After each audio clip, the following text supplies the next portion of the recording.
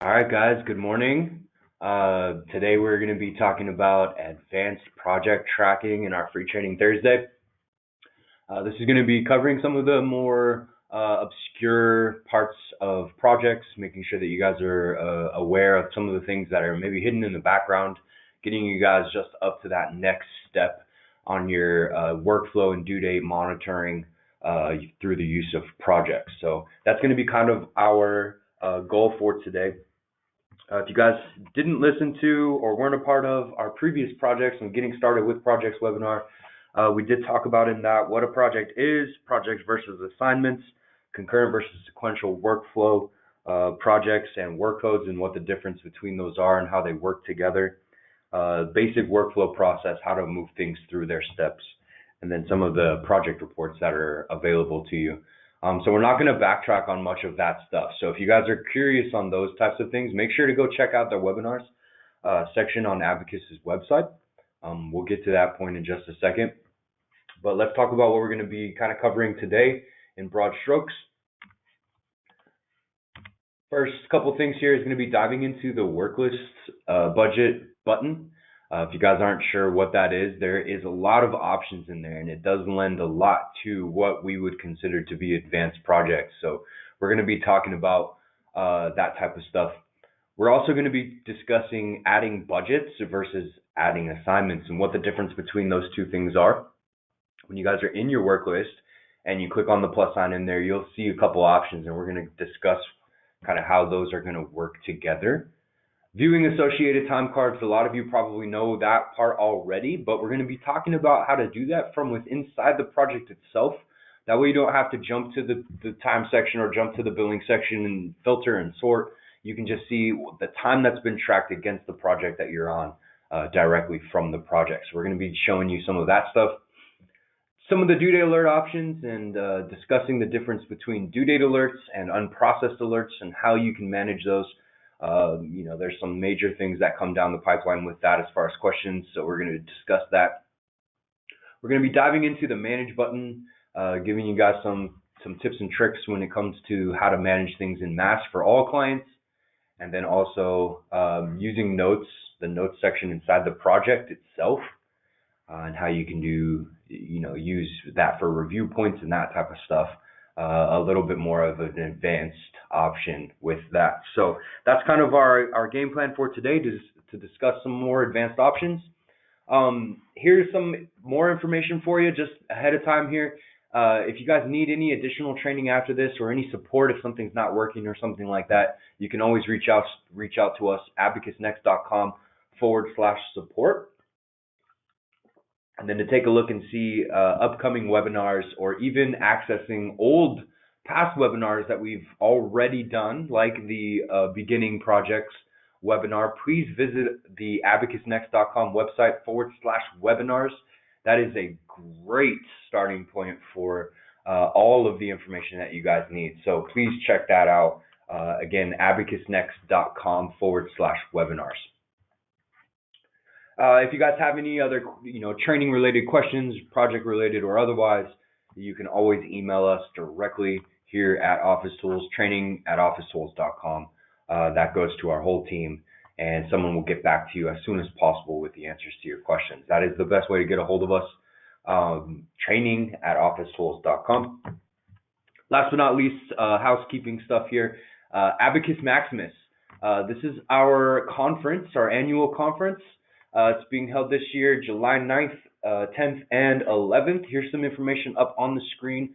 We do have keynotes, trainings, breakout tracks. We're going to have a lot of great exhibitors, Abacus Next sponsors, and partners.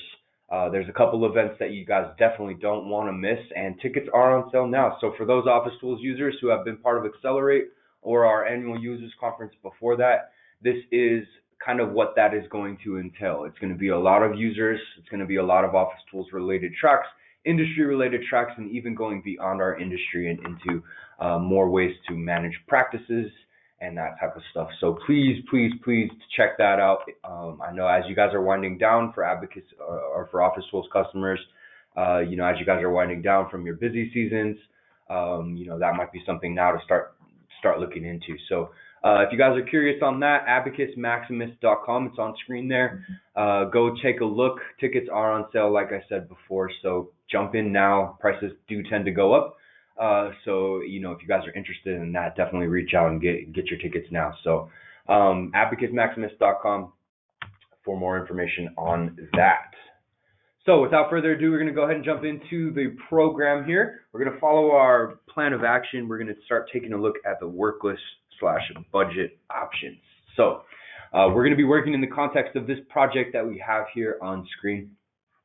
This is just an 1120 corporate tax return project.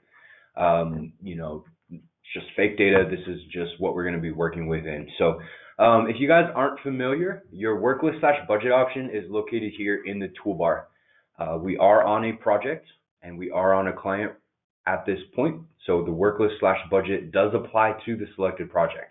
So understand that you are going into a very specific project at this point. Okay, so what's inside the work list / budget? Well, right now, while your project remains in unprocessed status, this is going to be empty. Depending upon your workflow options, which again we touched on in our previous webinar, you may have this pre-filled, you may have built this as you work through your assignments.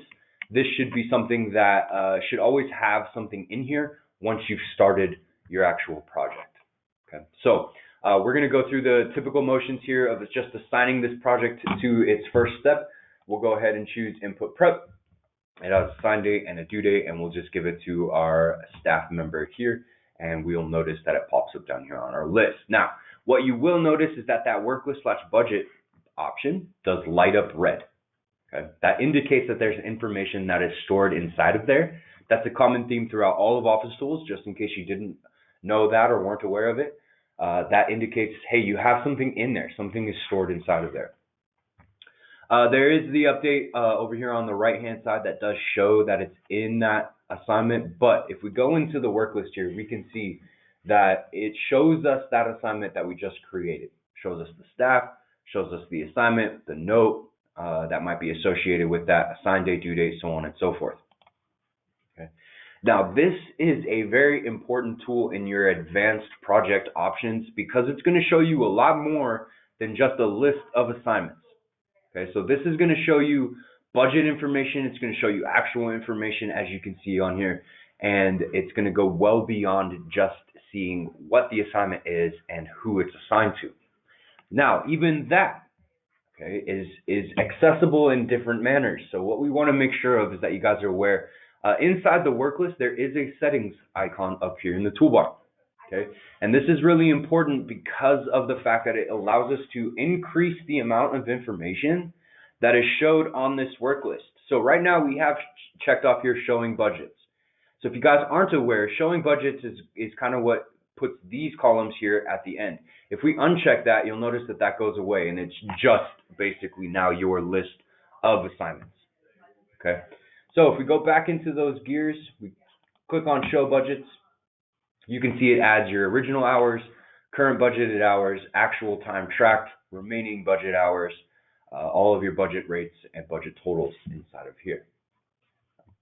So it goes into the budgeting, and we'll kind of touch on that a little bit as well as we move through here. We can also check off this option to show billing, which you can see it adds at the end here, actual rate and then actual dollars. So once you've created an invoice, this will show you, once you've billed the time that's associated here, how much you actually invoiced when it boils down. So that's something to be aware of. We can also go in here and show costs. So basically what this is building for us is a primitive version of profit and loss on an assignment by assignment basis. Okay, so we're going to be able to see how much we tracked, how much we billed, and how much it costs us to do those each individual assignments. Okay, now understand that this is not meant to replicate the profit and loss report. So if you are looking for that type of information, please run that report. But this will give you some basic information about how much your assignments are generating in WIP, how much they are being billed out at, and how much they are costing you to actually accomplish. Okay? And that's all happening within that work list right inside of the project. There is no report that you have to run to get this information. It is within a couple clicks for you to get this basic profit and loss information right inside the project. If we go into that gears option as well, we can also put in a couple more columns. So you'll notice show location in grid, show work code in grid. Don't get too confused on this. All that's doing is adding the column that it's saying. So if we click show location and show work code, it puts those columns into this work list window. So that's all it's doing. It's not adding any additional layers of information. It's just putting those pieces in there in the grid. Okay, which obviously can be important, and it's going to lead us into a couple things here. But under the gears there, that's what that's for. Show checklist is down here at the bottom. If you guys are using checklists to help manage your workflow, your assignments, then your checklist will show here at the bottom. If you uncheck that, then you'll notice that that part goes away. So that's kind of some of your more advanced options when it comes to the work list and getting some of that to show up. So one thing that I do want to bring in when it comes to your assignments and work codes here is that you can click on the search icon and search within these columns. Now, it doesn't go into the dates or into the totals. This is going to be more of an alpha field, but it does allow you to actually search for specific pieces of information. So if you guys see that in the upper right here, if we go in and type input, just as an example, and we just click enter, you'll notice that it puts searching input here. And if we had other assignments, this list will be filtered down. So I don't know if you guys knew about that, but it is a good tool to help you start managing things within this work list. To get rid of your search, you just click on the search icon again, and it gets rid of your search inside of there. So just as an option inside of that section, wanted to bring your attention to that. Now, obviously this is good, the information is good, but how does it actually help us in the long run? So this is the way that the worklist/budget is going to help you just expand the way that you're using projects. Inside of here, there is a plus sign, and this is getting into adding budgets versus actual adding of assignments. Okay, so if we click on the plus sign here, you'll notice that it says add budget and add assignment. Add assignment is basic. You guys should be familiar with that concept. Hitting assign work will create an assignment. Completing an assignment off of your activity list will create the next assignment. In most cases, that's all that that's going to do. You should be very familiar with this window right here. If you're using projects at all, you will have seen this at some point. So this is where you pick your assignment, your assign date, due date, staff member who's associated to that specific step, and move it to their activity list. Okay. However, if we go into that plus sign and we click on add budget, that's where things get a little bit different. So the add budget section resembles that add assignment window, but it's not the same. It doesn't work the same. It doesn't have the same requirements. Okay. So your create new budget window here allows you to fill in specific pieces of the puzzle without filling in everything. For example, if you wanted to create a budget for, let's just say, this staff member of 5 hours on this project, you could go in, choose that staff member, plug in 5 hours, and then click OK. It allows you to create that budget, that time budget, without associating a specific assignment to it ahead of time. That way, anytime you go and use that staff member, so let's just say we check this off as being done. We do our time tracking there, and this pops up. When we pick the next available assignment and then we choose admin inside of the screen here, you'll notice that it fills in that estimated hours. That 5 hours that we populated in is now part of the budget for this staff member. Okay. So you can use the work list/budget section up here to actually pre-assign time. You could use it to pre-assign specific steps to the amount of time. This just allows you access to create these things without sending them to the activity list, without pre-assigning them. This is giving you a little bit more flexibility and functionality to create budget without creating actual tasks. And that's really key. A lot of questions come through on pre-assigning, a lot of questions come through on budgeting time, and this should be the answer to those questions. Okay? So you can choose your assignment, you can choose your staff, you can put in your hours, whatever piece of information you want inside of here, that's fine. It's going to let you out of this screen. Okay? It's just meant to help you make sure that the pieces that you want are in place to make sure that the process is streamlined and efficient, and that your staff isn't necessarily responsible for filling in those details. So once you start working through everything, that's a big piece to the puzzle. That worklist/budget is going to give you a lot of options that aren't immediately available nor necessary when you're just utilizing projects on a basic level, but it will give you more advanced options.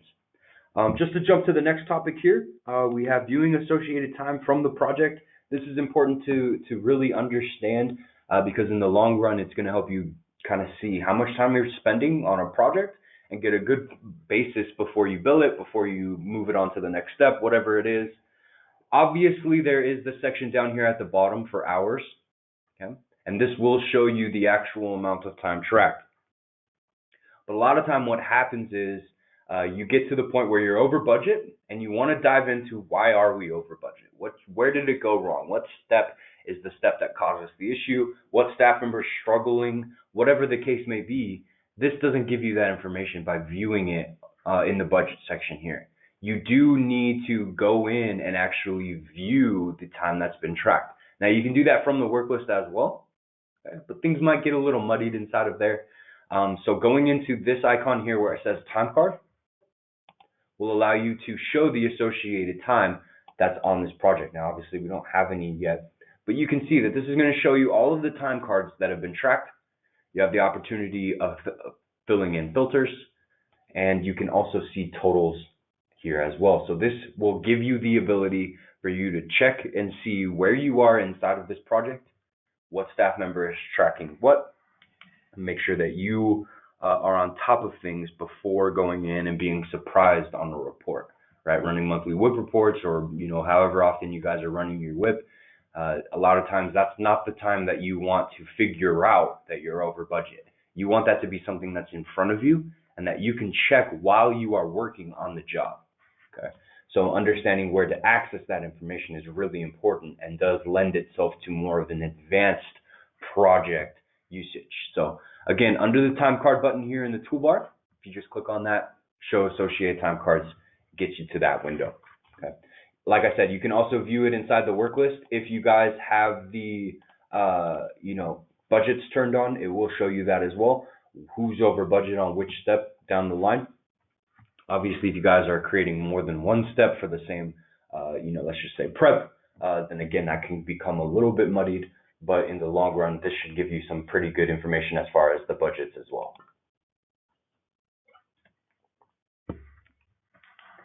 Next thing that we want to talk about, it's not necessarily advanced, but it's something that comes up very, very, very often. Most of the time, you should have discussed this on your basic project training when you first started, but some people gloss over it or don't really understand it at the time.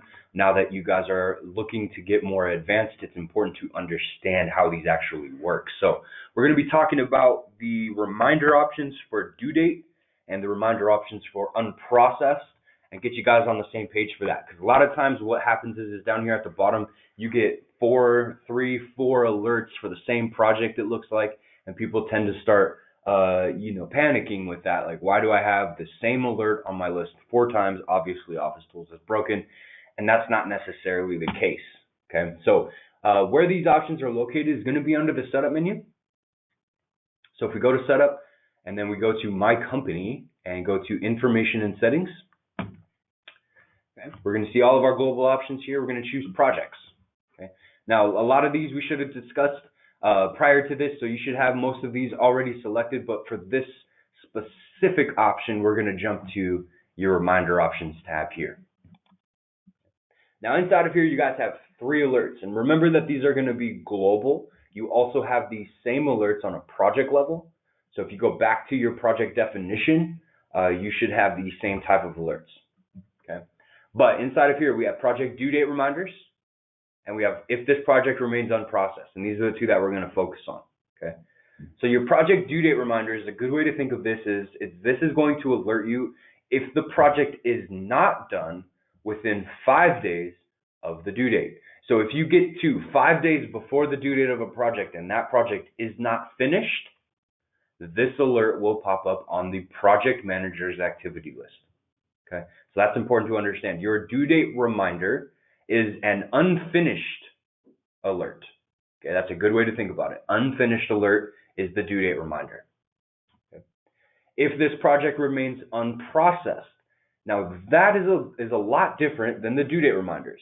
If you guys aren't sure, if this project remains unprocessed, what that means is if that status up here in the upper right remains in the unprocessed status, which is what all projects get by default, then this is going to say add to the activity list 30 days before the due date. Okay, so we have our unfinished alert up here at the top. The way to think of unprocessed is to think of unstarted. It's not started. Your project has not been started yet.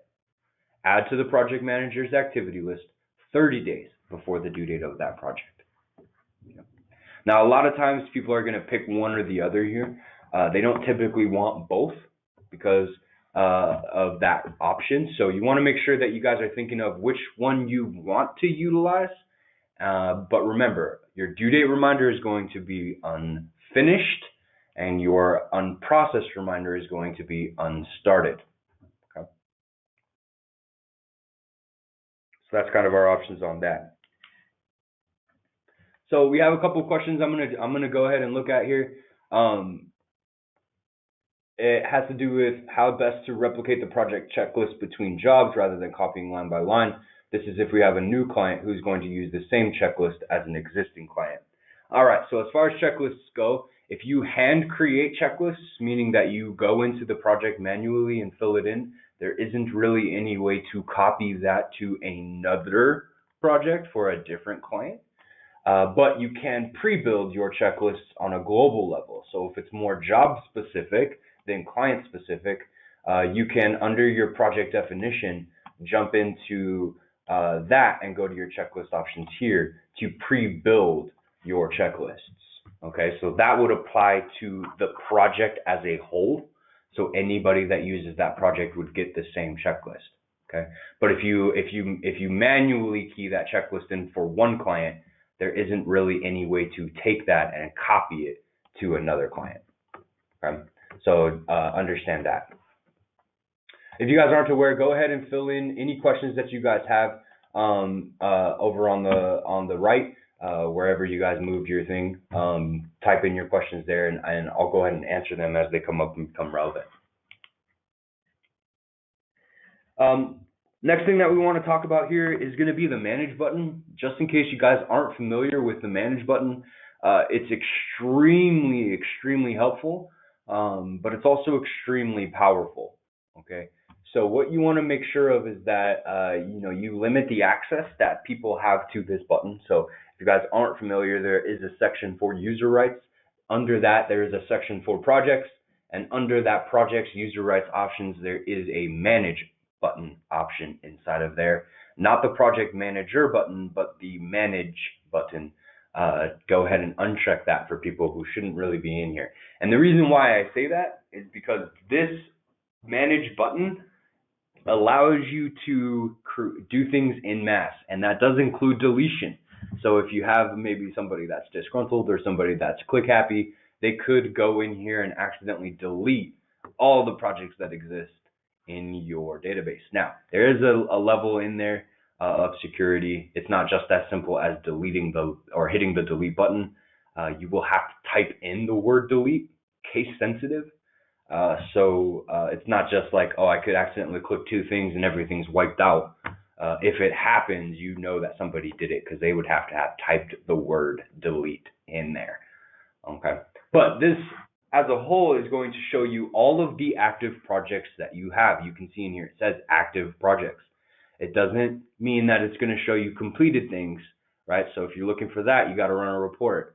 But anything that is currently active, currently unfinished, that exists in your database will show up inside of here.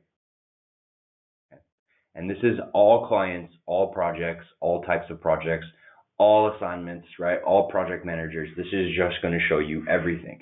Now, where this comes in handy is when you need to mass assign things, or you need to maybe move all of your unfinished types of projects to an extension date or something like that. This is where that comes into play. And again, it just lends itself to that advanced project option. Okay. So inside of here, just so you guys know, there is a select button. So you do have to select the projects that are applicable. And you can use filters to boil that list down to specific types of projects, to specific date ranges, whatever it is. And then you can use the change or assign options inside of here. Let's just say change. We'll go ahead and choose this project here. And this is where you can move it to a different project manager. You can assign it, move it to a different assigned staff. If somebody leaves you or goes on maternity leave or something like that, you can move all of that person's projects to somebody else. You can update it, you can mark it completed, move it to first extension. You have a lot of options inside of here. Okay. And you can also assign things out from here as well. So you can choose to the staff member, the current assignment that you want to move. You have a couple options as far as how far in advance to assign these projects. So you have a lot of things that you can utilize from inside of here. Okay. You can also view the work list. You can print this sucker out. This is all applicable to you. Dive into this. Start looking at this. Obviously, be careful, because as you can probably see, this is a very powerful screen.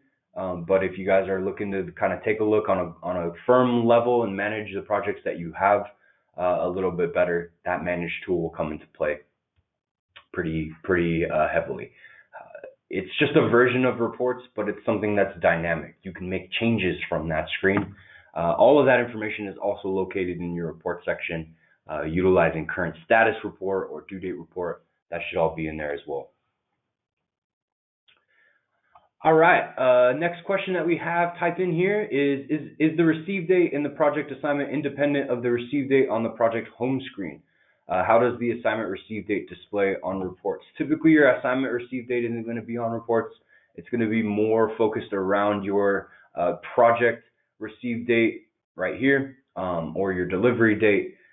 Basically, inside of the assignment, you have a received that basically just allows you to track when you got information. That's really what that's for. When it comes down to it, that really won't show very often on reports. It's more based on when it was assigned and when it's due. Receive date in an assignment doesn't really carry through. All right. Next question that we have here is, can you complete projects from multiple clients from the manage screen? Absolutely. If you go into the manage section, you'll notice that there are different companies in here over here on the left. If we select multiple projects here for different companies and go into the change option, we can mark both of those completed and apply that to those projects. Okay, so absolutely, you can assign things for multiple clients, you can complete things for multiple clients. This is what that screen is for. Next question that we got inside of here says, can you prevent the delivery date from being auto-populated on projects? Yes, that's just located in your global options for your project definition. So if you go into your project definition under setup and then project definitions, if you look at that, you'll notice that right here it says auto-populate your promise date. So that fills in there. Typically that piggybacks, okay, on your global options, okay, where you have it set to mark project received with first assignment or post first assignment when project is received. That typically is what marks your project received and then fills in the delivery section as well. So if you're having things that are marking received and you don't want them to, this is where your options are located, along with the piggyback option that's located inside of the actual definition itself. Okay. Next question that we have inside of here, let me scroll down a little bit. We have, if you mark the project complete in manage, what happens to the WIP? That's a good question. Nothing happens to the WIP. The project system inside of OfficeTools, while definitely lends itself to billing, is separated from the billing system. So all of your WIP will still be located here inside of the billing section under the time button, and you can still invoice that time, the same way you would have invoiced it if it was incomplete. So completing a project does not have any bearing on the WIP part of OfficeTools. That brings us to our time, guys. If you guys have any additional questions or something didn't make sense or you want a little bit more information, please email us, training@officetools.com. Go ahead and check out abacusnext/web or abacusnext.com/webinars. See what's upcoming, see what webinars are coming up next that you guys might want to be a part of. And make sure that you guys check out abacusmaximus.com. It is a slew of training information for advanced users, for beginning users, whatever you guys are on your journey of OfficeTools, that will help you guys out. So abacusmaximus.com, please check that out. Thanks again for joining me today. And again, if you have any other questions, just send them over to me, training@officetools.com. We'll get you guys squared away. All right. We'll see you guys next week.